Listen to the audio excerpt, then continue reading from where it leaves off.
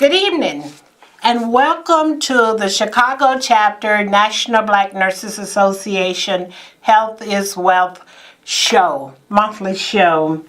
I'm Reverend Evelyn Collier Dixon, your host for today, and with us we have the original host, Miss Bernetta Pearson. Good evening, Miss Pearson. Good evening and good evening to the audience. I've been gone a while, but I'm back. Yes, she is back and Yes. doing well. Thank you.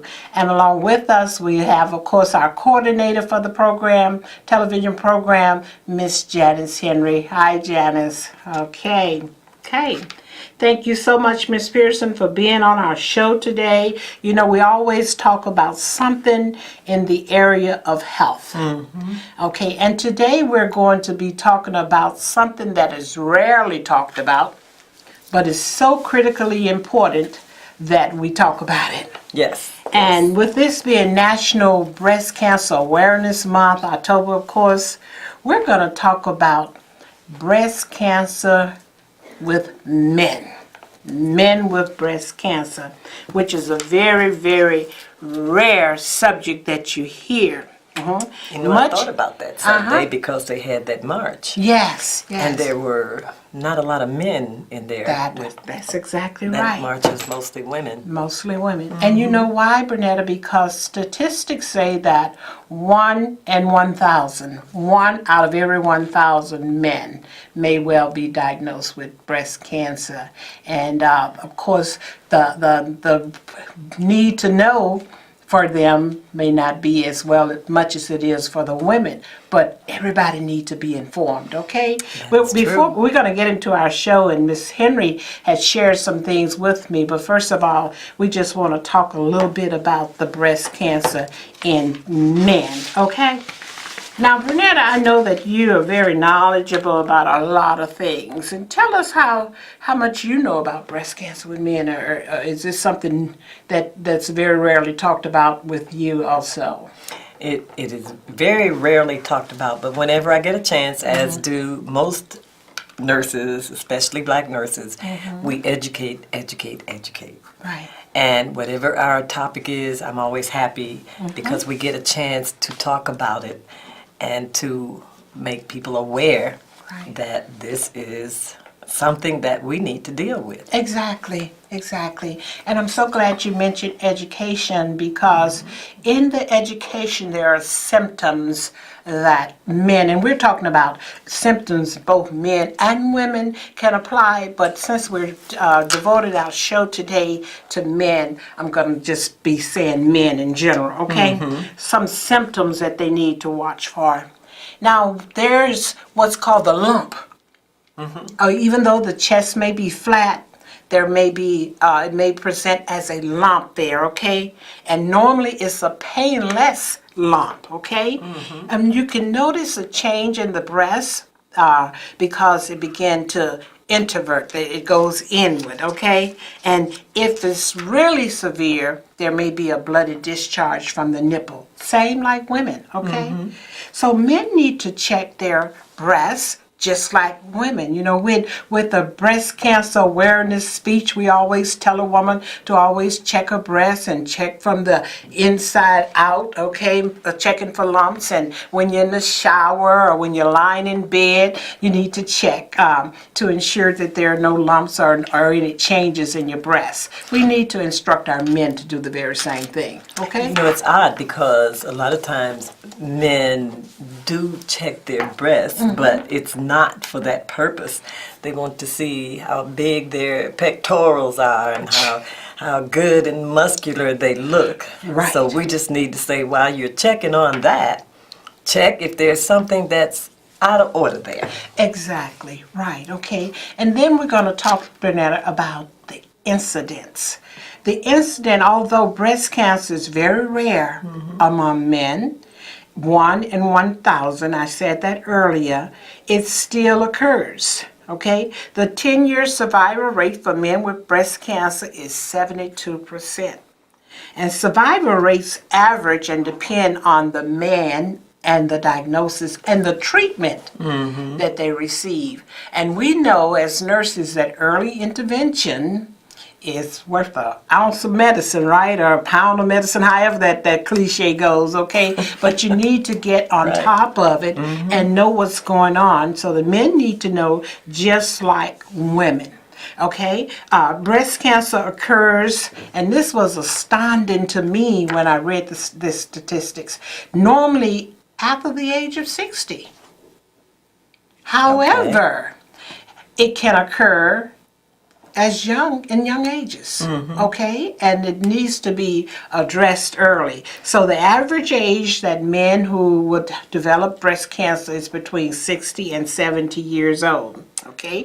But however, like I said, it can occur early. And then we want to talk about metastatic cancer, breast cancer.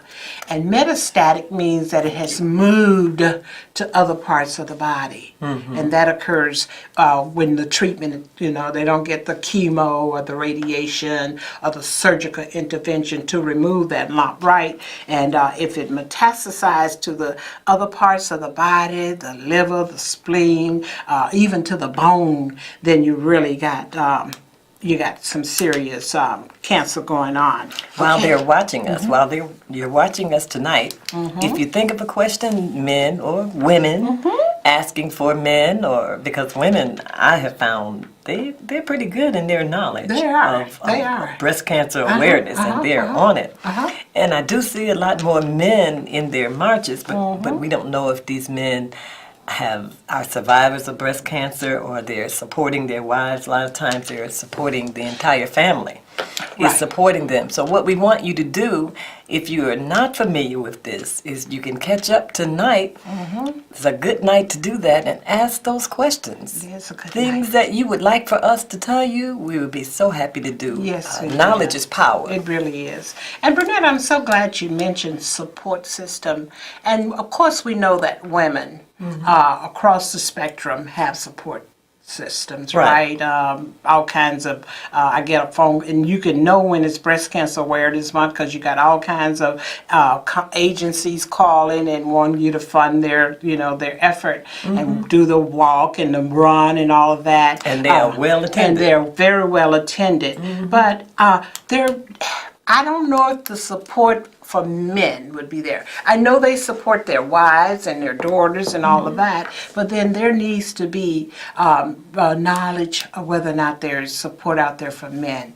And if men are experiencing this, then they need to form a coalition I and have remember their own support system. when Oprah had her shows, and men would come on certain days like this, or other diseases particular to men, Yeah. and how they would be so reluctant to ask the questions. But Exactly. once they got started, they would then tune in and see how much knowledge that they could get. Exactly. And I think we're going to ask you guys to do that.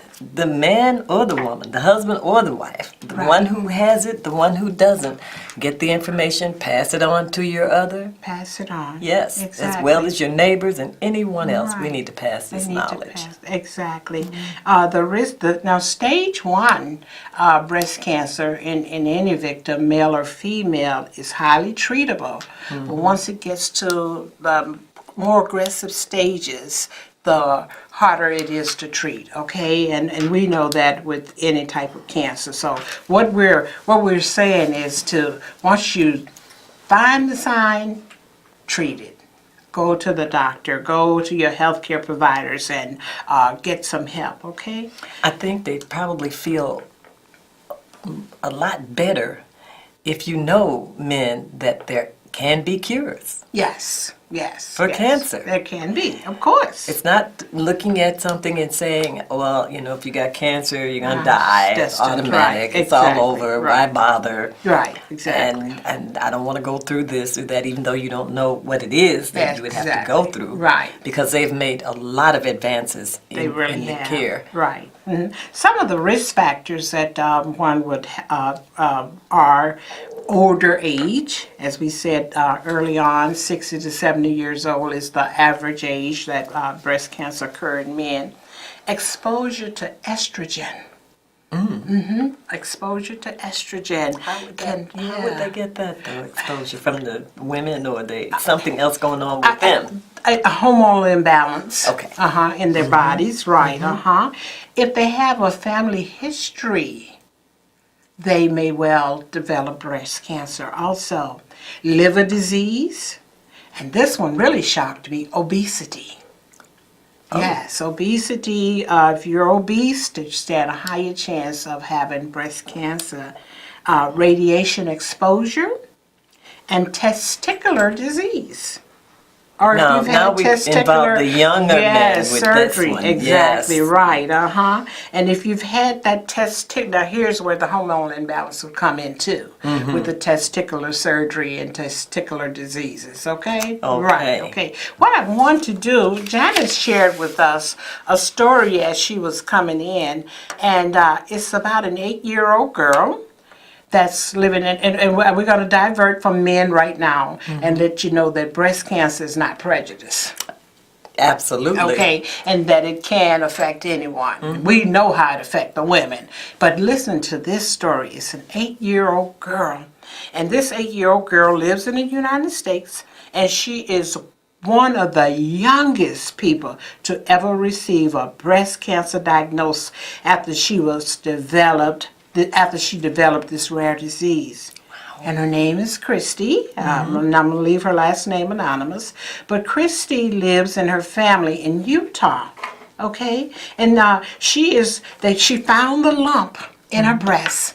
And she was so, you know how girls are. They're shy anyway by nature, and especially as it is developing in the development process. She was afraid to share that with her mother. Okay? And as a result of talking with her mother and the family coming together, her mother fought back tears and said that the family was devastated and it was a shock and no child should have to go through cancer, and we agree. Was And there a family especially- history? I haven't gotten to that part yet. Like I said, Janice gave it to me on the way in, and I'm kind of like perusing through it as I tell the story. But I haven't gotten to that part. It's a very rare form of breast cancer, and it's called secretory carcinoma. Secretory carcinoma, and 1 in a million are diagnosed. Hey, can you imagine secretory carcinoma? 1 in a million are diagnosed, and she is the youngest one that has been diagnosed. But guess what? As a result of the diagnosis, the family got together and decided that they were going to do a bilateral mastectomy. Okay. So we have an 8-year-old in Utah who has had a bilateral breast mastectomy. You know what, Bernetta? I can see that coming down the pipeline. Because, first of all, families are going to, especially if they have a strong family history. I was about to Right. ask you. Yes, if Okay. they have a strong family history, they're going to do preventive. And they're going to do breast cancer real early on their daughters. So that they don't have to go through that. And I can good. see that as being something that's coming down the pipeline, okay? You know, All there's right. so much going on now that you really have to stay on top of what's happening, and then what are some of the causes besides heredity that people have the breast cancer. Is it the environment? There's so much going on now. And then you ask yourself every time you talk about this or you see this, what is contributing Yes. to all of this cancer? What is? And probably if we really just got into it, we would have a lot of information on the factors that are contributing. Exactly. Let me finish reading this, because as I'm perusing through this, I'm seeing some very interesting things. It says most breast lumps in children are benign. Most of them are, okay? Okay.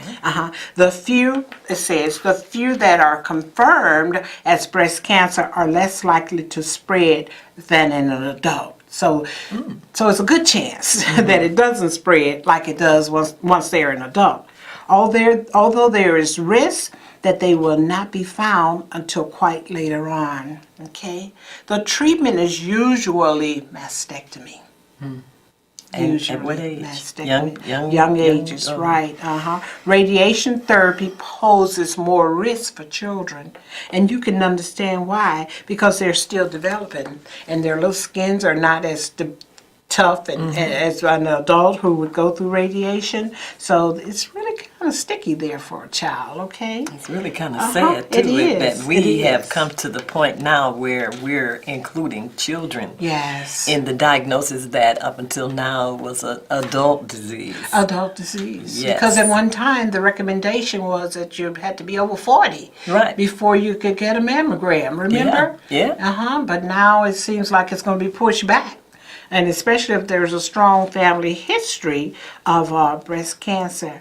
It says Annette and her husband, and that's Christy's mother, said that they were reeling from the news, not just because it was so unexpected for their young daughter to get such a serious diagnosis, normally associated with adults, as well as as rare form of it, but because they both are cancer survivors. So that was a red flag right there. Yes. That But both who of would them- think? Who would think that an 8-year-old, even with the parents having that strong history, it says Annette had cervical cancer, and her husband is currently battling a non-Hodgkin lymphoma. And it's a struggle, they said. Every day they worry about their family. She worried about her husband and about her baby girl. That's so touching, isn't it? You know, we're going to have to begin to incorporate a lot of disciplines into these diagnoses that we come across, because as I'm listening to you, I'm thinking, or I'm wondering, are they getting any counseling from social service? What is the psychological impact on a family, on a child of 8 years old? Are there any services that can be given to children? Are we looking at that, or? Well, now I'm going to just say this. Given the location, she's in Utah, okay? Okay. And I would imagine that there are social services, they're probably all over her, okay, trying to, as being 8 years old, which is good, don't get me wrong. But my thing would be this: what if it happened to an inner city child in Chicago?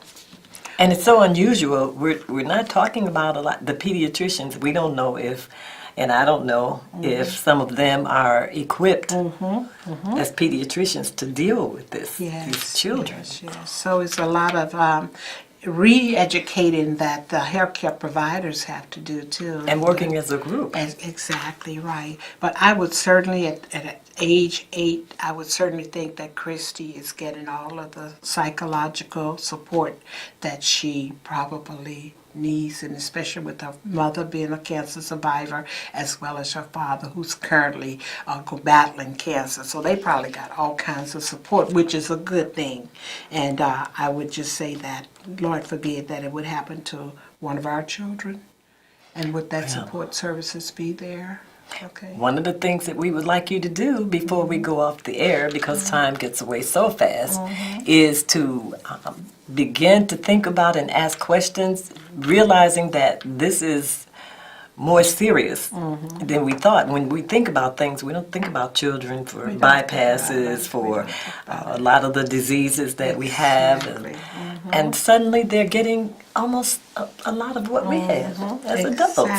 Exactly. It says here, she said that the little girl had been a tonic for the family during her father's round of chemotherapy.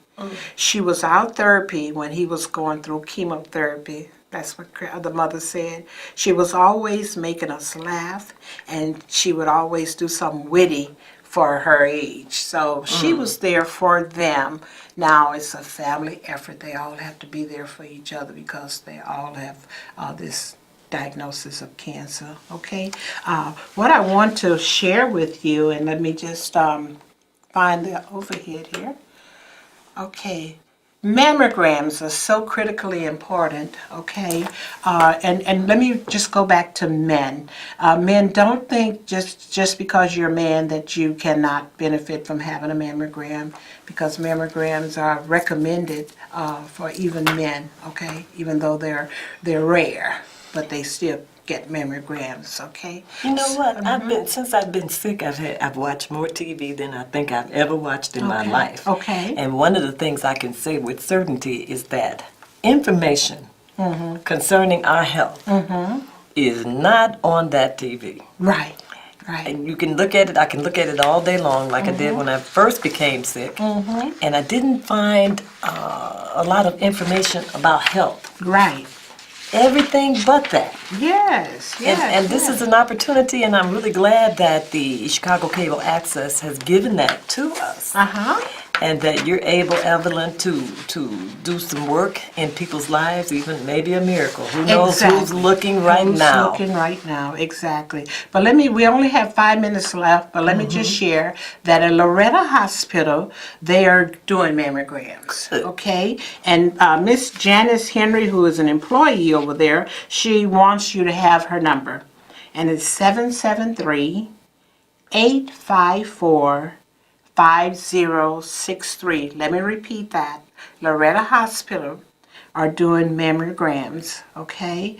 And it's going to be done, looks like here through the month of October for qualified individuals. Of course, there's always a screening process, but call Miss Janice Henry. The number is 773-854 5063 if you are in need of a mammogram, okay? 45233 is Right, another number here. yeah, she wants you to call her number, right? Okay. So that's really good. So you'll have that personal one-on-one touch from Janice, who works closely with these type of clients, okay? So again, mammograms are being done at Loretta Hospital throughout the month of October, and if you need to schedule one, call Janice at 773-854-5063. Okay.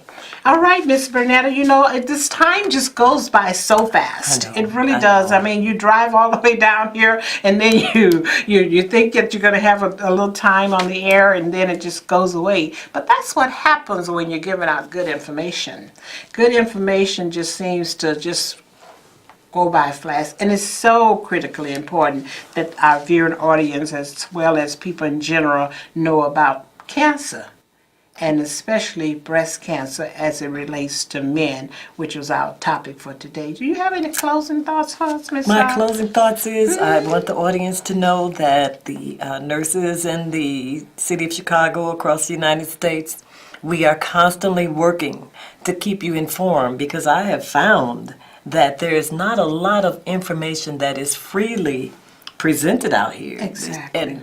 And as I said, since I've been sick and at home watching TV, I don't get much knowledge out of it. It seems that it's based upon entertainment, period. And things that we need to know, like the program that we're doing now, and I'm so grateful to We got a Chicago caller. Access. Even though we have a few minutes. All right. Caller, you're on the air. Go ahead. So how do we get in touch with you if we want to speak to someone at the Black Nurses Association? Oh, that's wonderful. You can just call me. 773-216-9551. And the reason why I'm giving you my personal number is because so often our personnel is not available to answer our regular telephone. But call me at 773-216-9551 and just tell me what your concerns are, okay? Was it something you want to discuss with us today? She's gone. Okay, She got a perfect. number. So, she has the number, and she certainly can give us a call. And so, Bernetta, what you were saying? And we are here. How often? Oh, we're in here. Chicago We're Cable here Access. at Cable Access monthly. Every what is it? Fourth Tuesday? Yes. At 5 p.m. But let me tell you, caller, if you want to visit us, you can come to our monthly meetings. They're held every second Saturday at the Lutheran School of Theology, 1100 East 55th Street. That's right here in Chicago, on the second floor, from 4 p.m. to 6 p.m. Again, that's at the Lutheran School of Theology, 1100 East 55th Street. Thank you. Chicago, Illinois, second floor. And we would be happy to have you come and just sit in on us and just find out what we're all about. We're about something, and I can assure you of that, okay? So our president is Miss Ellen Duran. Our vice president is Miss Ethel Walton. And, of course, we have our board and all those people that work with the Black nurses. So you can find a wealth of information also on our website. Just go to Chicago Chapter National Black Nurses Association website, and you can download some information there, okay? All right. So and we tune in every month. And tune in Every every fourth month. Tuesday. You will have either Miss Renetta hosting, or I'm hosting and she's a guest, or we're rotated. And so often we get guests that come in that Yes. give us good health Yes. information. So we So want to we thank thank you. Have an awesome day. Bye-bye.